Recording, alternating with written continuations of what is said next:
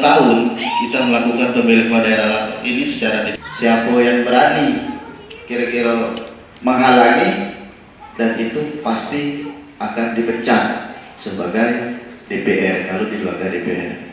Kasus, dan itu terjadi di daerah kita, dan ini banyak juga terjadi di daerah-daerah lain, bahwa akan diberikan lagi kepada DPR. Ya kalau saya pribadi tidak mungkin kalian daripada DPR, pasti persekongkolan kongkolikom antara DPR dengan calon-calon bupati tentunya akan terjadi lagi di Republik ini. Rakyat tidak berikan lagi hak untuk memilih, untuk menentukan nasib bangsa, untuk menentukan nasib daerah kita. Nah inilah kalau menurut saya, walaupun memang dari PDI Perjuangan ini betul, hak pemilihan ini tetap dilakukan oleh rakyat. Tidak boleh diambil kembali hak yang telah diberikan. Sama halnya kita sudah diberikan roti, diberikan roti. Bahkan undang-undang pilkada yang hak rakyat yang kemarin sudah dinikmat rakyat akan diambil kembali. Berubah cara pandang, cara berpikir, terutama bagi pejabat-pejabat. Masuk bentar ya.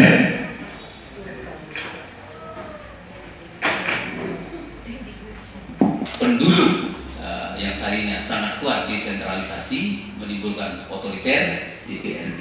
Nah, catatan saya, dari berbagai referensi yang berhasil saya sitir, hak substantif itu tidak pernah tergoyahkan kalau saya lihat. Ya, kenapa kita harus mengembalikan daulat itu kepada tangan DPRD? Perdebatan misalnya nanti, gubernur sebaiknya tidak dipilih, itulah yang soal. Nanti kita pikirkan bagaimana sepantasnya gubernur ini misalnya. Apakah dia nanti mirip seperti gubernur jenderalnya di zaman Belanda? Dia wakil pusat yang mengkoordinasi para bupati. Satu, ada Pak Jadi, terus siapa lagi? Ada Pak Napas Nisano Sido. Jadi di sisi lain, pilkada langsung menurut hemat kami itu hanya rakyat itu hanya rugi. Jadi ibaratnya rakyat itu hanya dibeli dengan satu buah baju kaos yang tipis bergambarkan sang calon bupati, terus dikasih uang 50.000. Di sisi lain, tatanan sosial masyarakat hancur. Jangankan antar keluarga, jangankan antar teman, antar keluarga saja bisa berpecah belah. Bahkan ada yang semula suami istri rukun, setelah pilkada usai bisa ranjang. Pilkada langsung ini cenderung menguntungkan pihak partai politik, Pak. Jadi parpol gemuk, elit parpol gemuk, mohon maaf, Bung Askol. Mohon maaf, saya berbicara padanya oleh hak manokan umur. Nah, di sisi lain masyarakat yang menderita.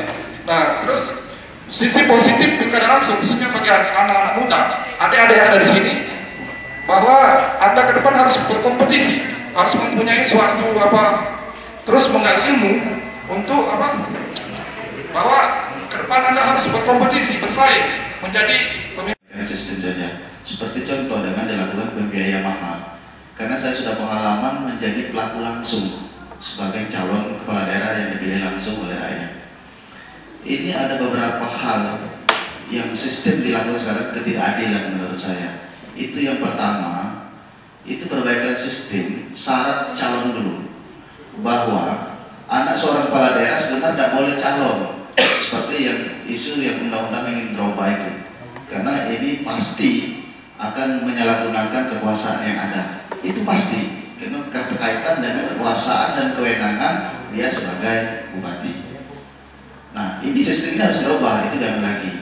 Yang kedua, sistem kampanye. Sistem kampanye ini harus segera kita perbaiki dan kita benahi.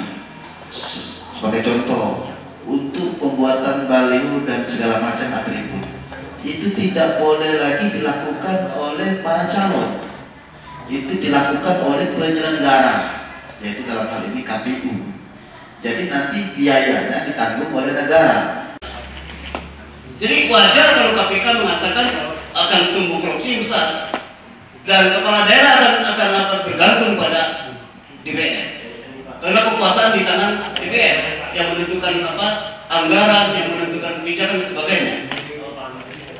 Nah kemudian kalau gimana penjelasan dengan relasi kuasa antara pemilihan langsung? Teorinya jelas relasi kuasa antara kepemimpinan dan rakyat. Si pemimpin atau kepala daerah yang terpilih melalui proses pemilihan langsung itu bertanggung jawab kepada rakyat. Konsolidasi demokrasi melalui pilkada langsung tidak boleh berjalan mundur dan memangkas kedaulatan rakyat. Karena itu, elit politik tidak boleh merampas hak dasar rakyat, yaitu kedaulatan rakyat, sebab melalui pilkada langsung pada hakikatnya adalah bentuk partisipasi rakyat yang konkret. Jika dalam pilkada langsung terdapat berbagai kekurangan dan kelemahan, maka hal itu menjadi tugas kita bersama untuk membenahi mekanisme pilkada langsung agar dapat menghasilkan kepemimpinan yang berkualitas. Oh iya, makasih ya kamu tuh lah hadir kan. Jadi ya, kalau ada